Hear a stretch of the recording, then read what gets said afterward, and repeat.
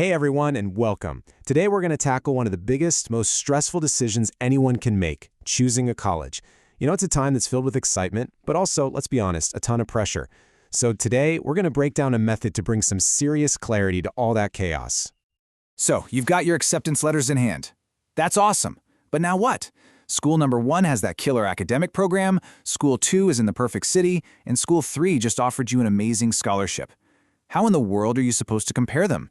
It feels like you're comparing apples, oranges, and, a broken toaster. They're just completely different. And let's be real, this isn't just about logic. It's a huge emotional thing. We're talking about your future, who you're going to become, maybe leaving home for the first time. That feeling of being completely and totally overwhelmed? Yeah, that's normal. But what if you had a tool to help you cut through the noise and see things just a little more clearly?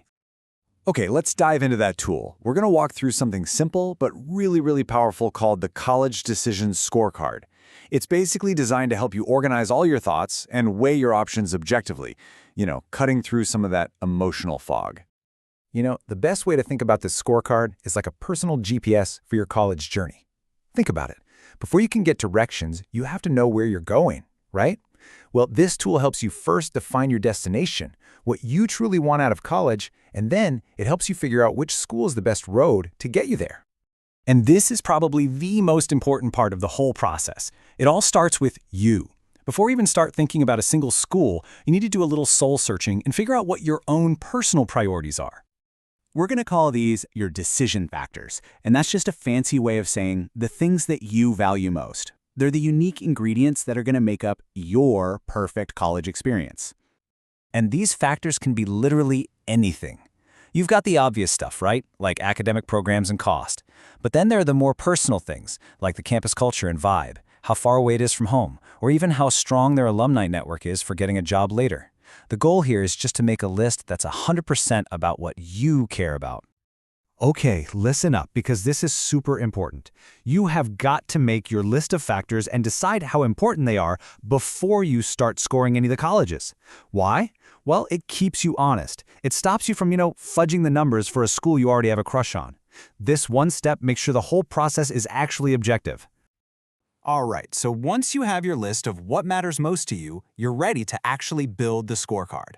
This is where all that self-reflection and thinking gets turned into a concrete tool that you can actually use. It's really just 4 simple steps. Step 1, list your factors. You've already done that. Next, you'll give each one an importance weight. Then, you'll rate each school on those factors. And finally, you just compare the scores. So let's actually see what this looks like. So here's how you start building it up. First, you list your factors, and you give each one an importance weight on a scale from 1 to 5. 5 is like, this is a non-negotiable for me, and 1 is more of a nice-to-have. So in this example, academics and cost are top-tier priorities. They both get a 5. Campus culture is super important, so it's a 4, and so on down the list. Okay, next, you focus on just one school at a time. Let's take college number 1. You go down your list, and you rate how well it delivers on each factor. Again, from 1 to 5. So here it gets a 4 on academics, which is great, and a 5 on campus culture. Awesome! Then you just do some simple math. Multiply your importance weight by the school's score to get the combined score. So for academics, that's 5 times 4, which gets you 20. Simple. Now, once you repeat that whole process for all the colleges on your shortlist, you're going to have a completed scorecard. And this is the fun part. This is where the data starts to reveal a story, and you get that aha moment. And boom, here it is. The whole thing, all filled out. You can now see all the combined scores, side by side for all 3 schools, and right there at the bottom you've got a final total score for each one. It gives you a really clear numbers-based comparison. And if you're a visual person like me, throwing it into a simple bar chart like this makes it pop even more. You can see at a glance that college number 1 and college number 2 are practically neck and neck, with college number 3 trailing just a little bit behind. So you just look at this, pick college number 1 because it has 67 points, and you're done, right? Easy peasy. Well, not so fast. It's really tempting to just declare the winner and call it a day, but the real wisdom isn't just in that final number. This is where the real magic is. That total score gives you a fantastic overall snapshot, for sure. But you need to go back and look specifically at how the schools did on your top priorities. You know, the things you gave a 4 or a 5. A school might have a slightly lower total score, but maybe it absolutely knocked it out of the park on the 2 things that matter most to you in the world. That's the real insight here. And that really brings us to the biggest takeaway of all. This whole framework, this scorecard, it's a tool that's here to help you, not to make the decision for you. You are still in the driver's seat. Look, this scorecard is not a magic 8-ball. It's not going to spit out the right answer. Its entire purpose is to take that giant, complicated jumble of thoughts and feelings in your head and lay it all out on one single page so it makes sense.